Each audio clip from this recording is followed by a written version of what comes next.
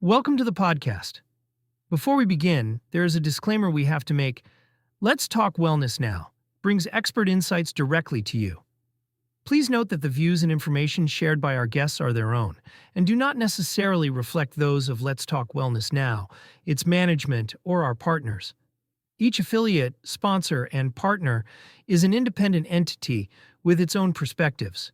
Today's content is provided for informational and educational purposes only and should not be considered specific advice, whether financial, medical, or legal.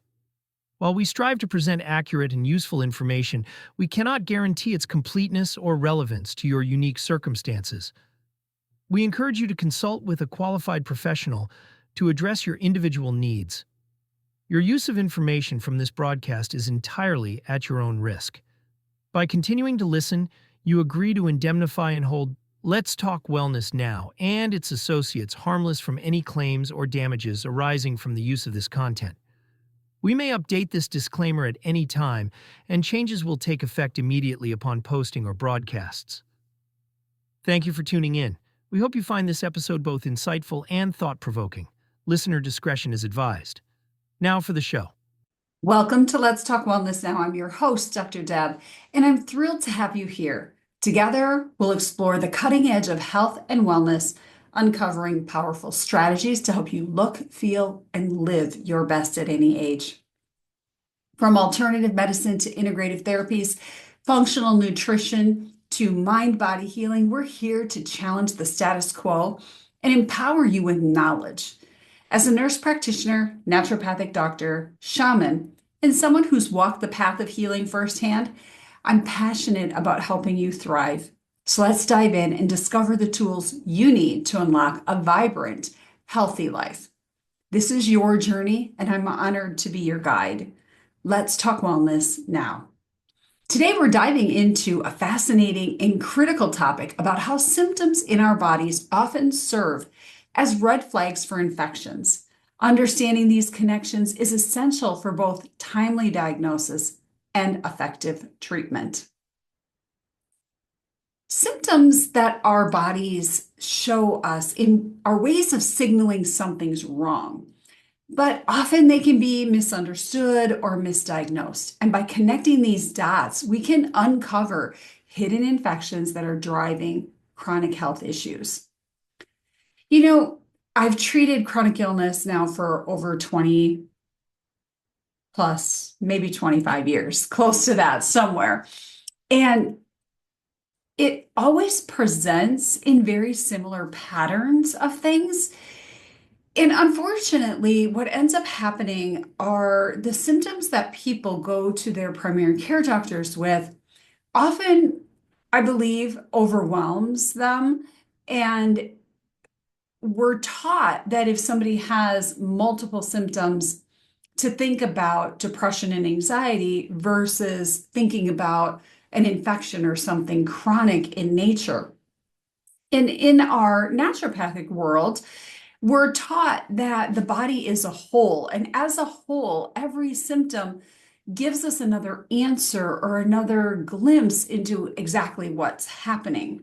So symptoms of infection are quite common, right? We know fever, fatigue, pain, or swelling, that these are not necessarily the problems themselves, but these are the things we pay attention to.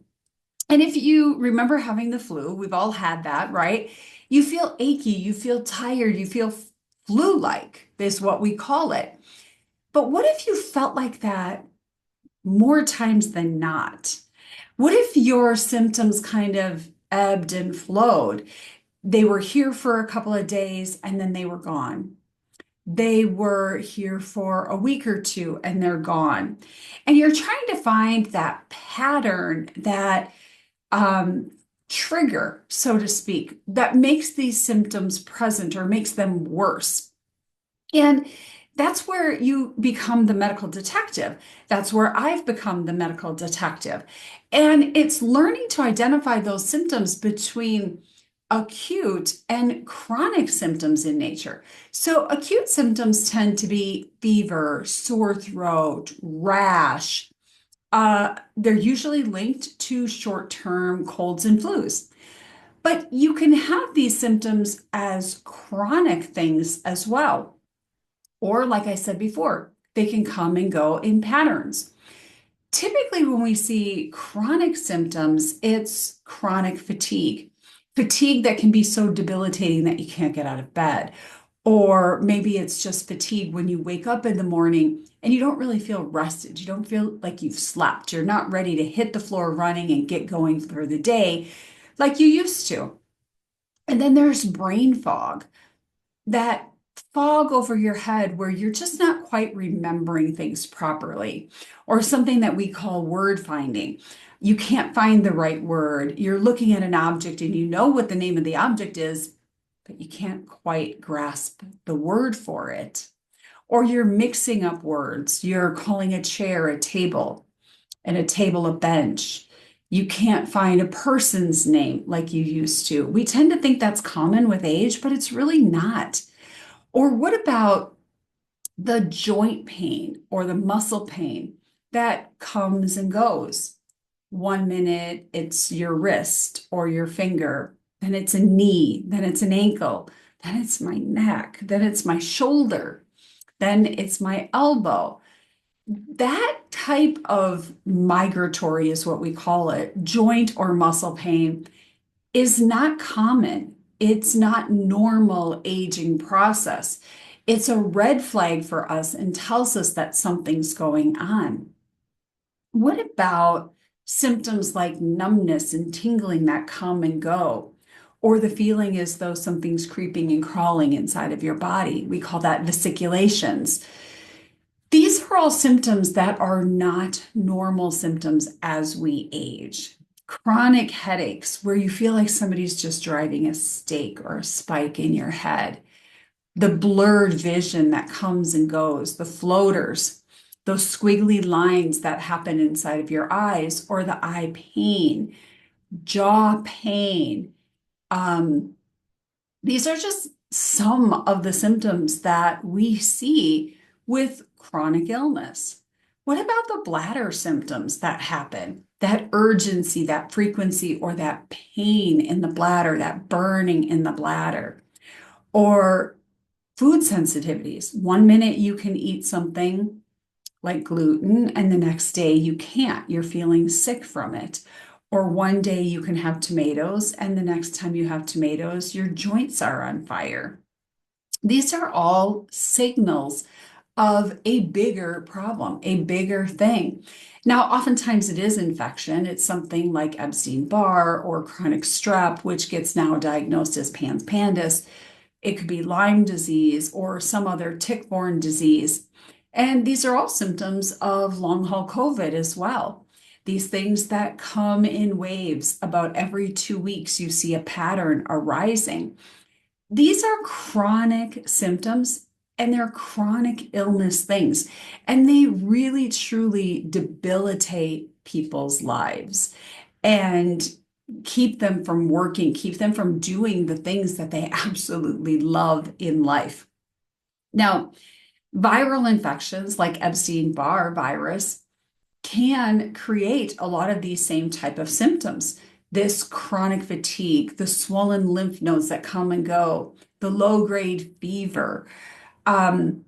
These are very debilitating. Some of these conditions, like Epstein-Barr and HHV6, which is a herpes family virus, can actually lead to bigger problems like autoimmune diseases, thyroid disease, diseases like MS. The literature is very clear that these things play a role in autoimmune diseases. The HHV6 and CMV, so HHV6 is a herpes family virus and CMV is cytomegalovirus. These are definitely linked to neurological symptoms, chronic pain, and even cognitive decline. HHV6 for years has been known to be a culprit in fibromyalgia, that sore muscle achiness that just doesn't want to leave the body. And unfortunately, We've kind of gotten away from looking at these viruses as being culprits for the symptoms that we have. And instead, we're looking at how do we treat the symptoms instead of how do we get to the root cause of these symptoms. Now, there's other bacterial infections as well. Lyme disease is one of them. I mentioned that a little bit earlier. This typically in an acute setting will start like flu-like symptoms, joint pain, possibly a bullseye rash. But according to people like Dr. Horowitz, we know that the bullseye rash only appears in about 20% of the population of people. So that's not always a telltale sign. Or if you get bit in an area where you wouldn't necessarily see the bullseye rash, like maybe on your head, it could also be missed. Now, some of these symptoms can evolve into neurological issues, numbness and tingling, and even seizures we see. Chronic pain is a very common one. And Lyme disease actually can mimic diseases like MS and other autoimmune diseases like lupus. And these symptoms can go on for decades, undiagnosed and untreated. And we have some other tick-borne diseases as well, like Bartonella, which is commonly associated with psychiatric symptoms, bipolar disorder, depression, anxiety. There's a common term that we use called Bart rage that will cause people to be totally normal 1 minute and they go from 0 to 100 in seconds. Like they're fine, they're angry, and then they're fine again. This is very common with a Bartonella infection. And then we have bacterial infections like Chlamydia pneumoniae that can directly affect the cardiovascular system and cause a lot of cardiovascular symptoms like syncope or blood pressure issues or POTS, postural tachycardia, postural orthostatic tachycardia syndrome. And this can be very debilitating for people because their heart rate goes up very high, sometimes to as high as 180 or 190, and then comes back down right away. So these bacterial infections can be very devastating when they're not diagnosed and they don't continue to be diagnosed. They can create damage long term. And then on top of that, we have fungal infections as well. We have things like mold toxicity.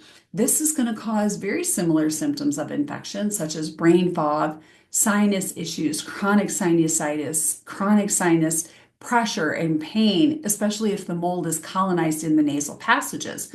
We're going to see muscle weakness, muscle pain, and these often overlap with autoimmune and neurological conditions. So testing for mycotoxins is key to really uncovering a lot of these hidden culprits as well.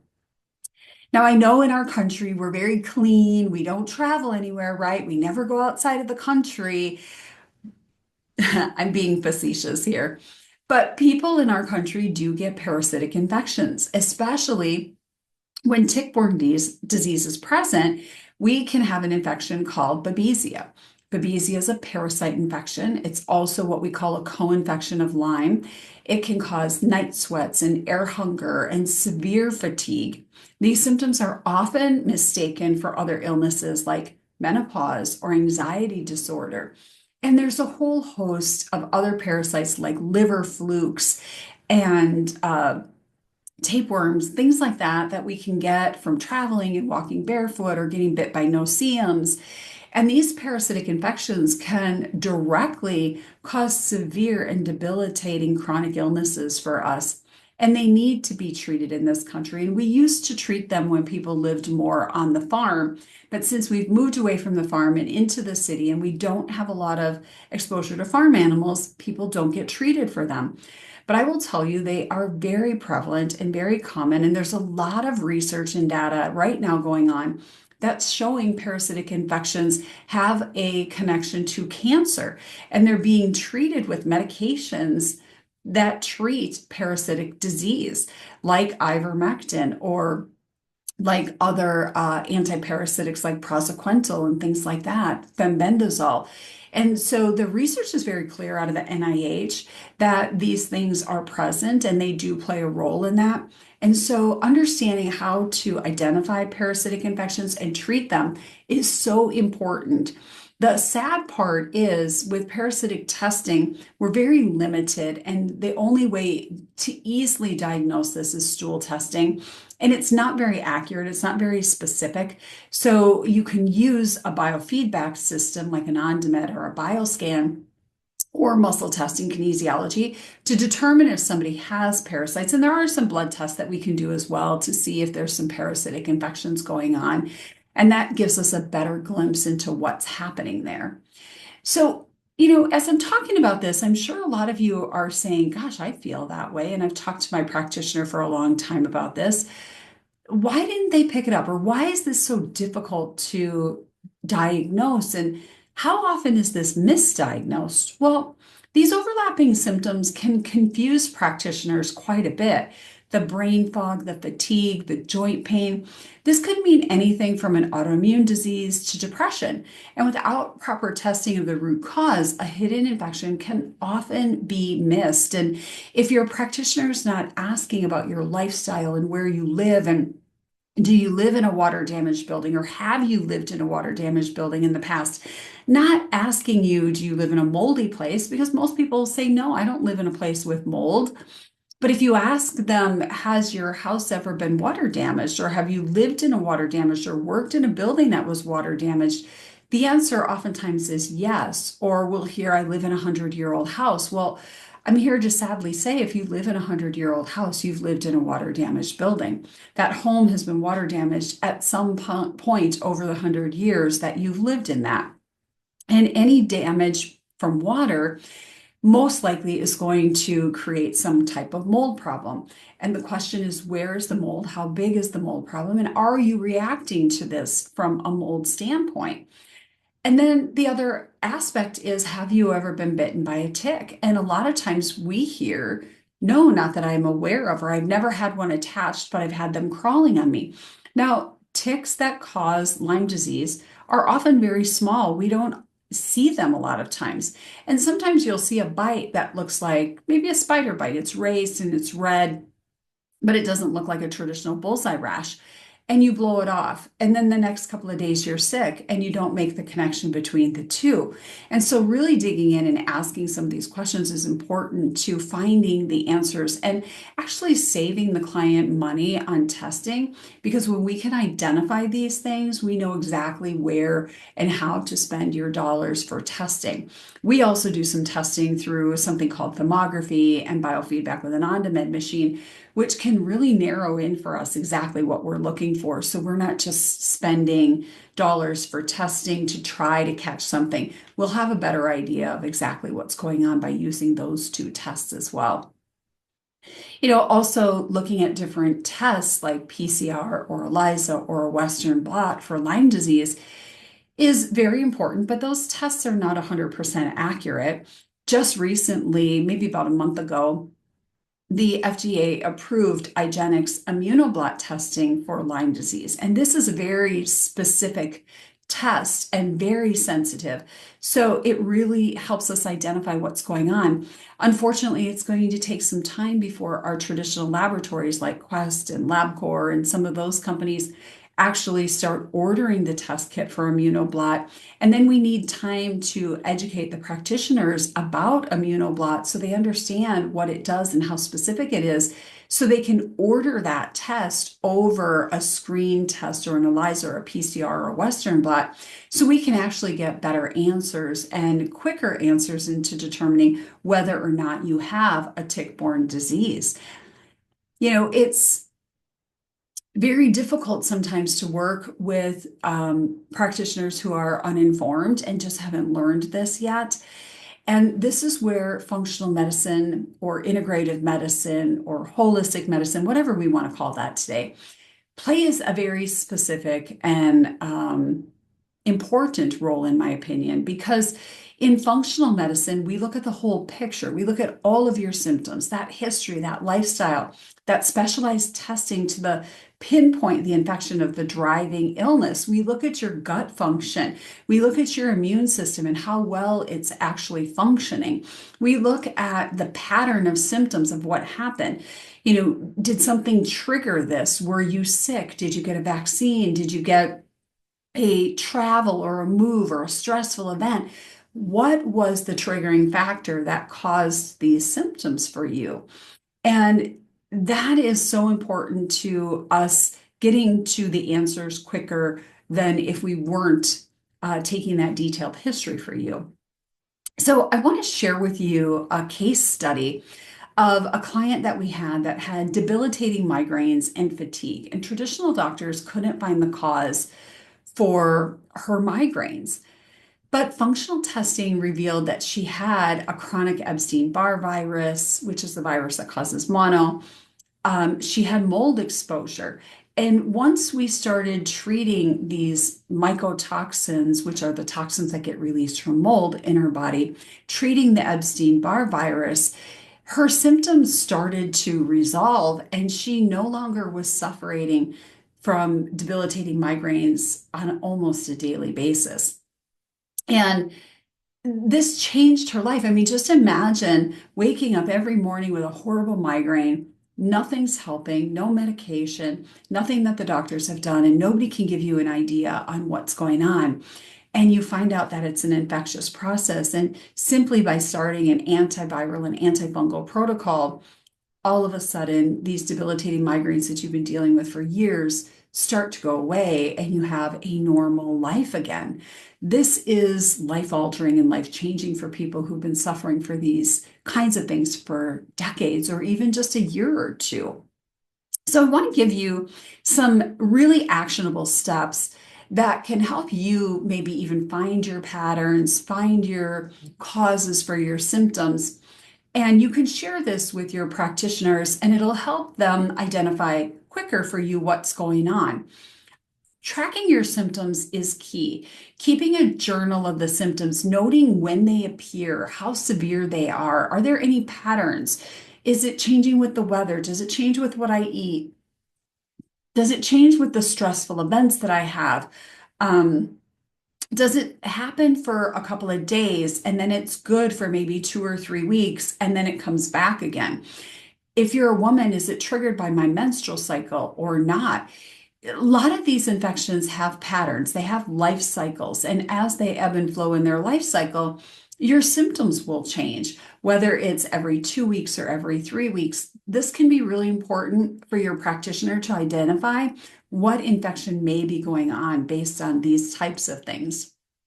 And then certainly look at, is there anything that you're doing that makes it better or maybe even intensifies it? Hot versus cold, sleeping versus not, um, pressure versus no pressure, massage versus no massage, any of those things that can make your symptoms better or worse.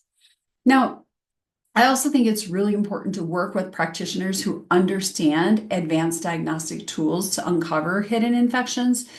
This is key. If you're working with somebody who doesn't understand mycotoxin illness or doesn't understand Lyme disease or chronic infection or POTS or even chronic long haul these days, because we're dealing with that now, then it's going to be harder for them to get to the root cause of what you're doing.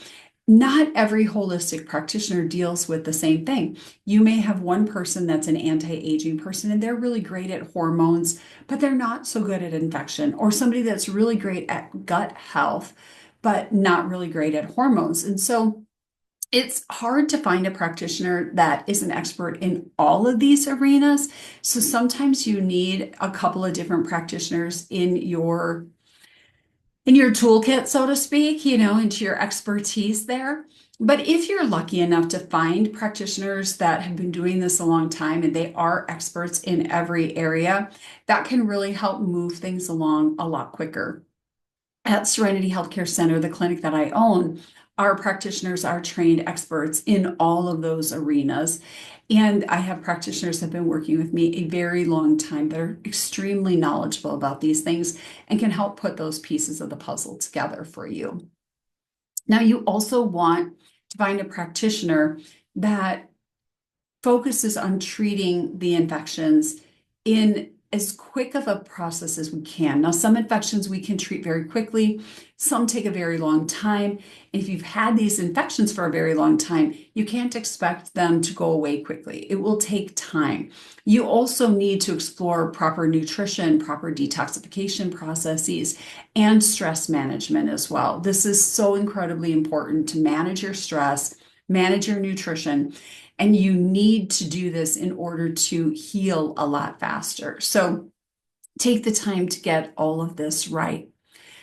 Symptoms are not our enemy, they're our messenger. And by understanding the story they tell, we can uncover these hidden infections and take steps towards truly healing. So if you're struggling with chronic symptoms and you feel unheard, reach out to a practitioner who will dig deeper. You deserve answers and healing. You deserve to feel better. You deserve to have your life back. Don't stop. If one practitioner isn't the right practitioner for you, find a different one. Don't be afraid to fire a practitioner that's not connecting with you, right? It's okay if they don't connect with you. You don't always have to connect with that practitioner, but find somebody that you can speak with, that you can connect with, that listens to you and understands exactly what is important to you and can help you get to the root cause and help you get over the bridge and not keep you on that sick path forever. So I really hope that this episode has helped you and encouraged you to find answers and ask the right questions and keep that journal and really help you heal and grow as a person, as a healthy individual, um, and just living the best possible life that you can live, because it's so incredibly important for not just you, but for others as well.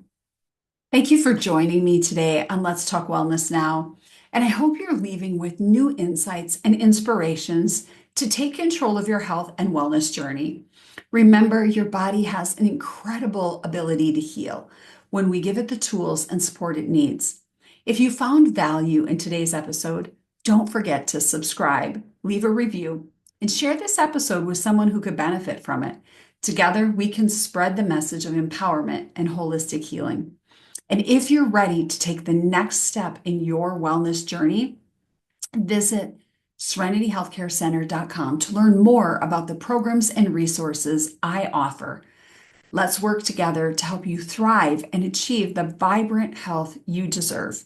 Until next time, stay well, stay vibrant, and keep embracing your wellness journey. I'm Dr. Deb, and this was Let's Talk Wellness Now.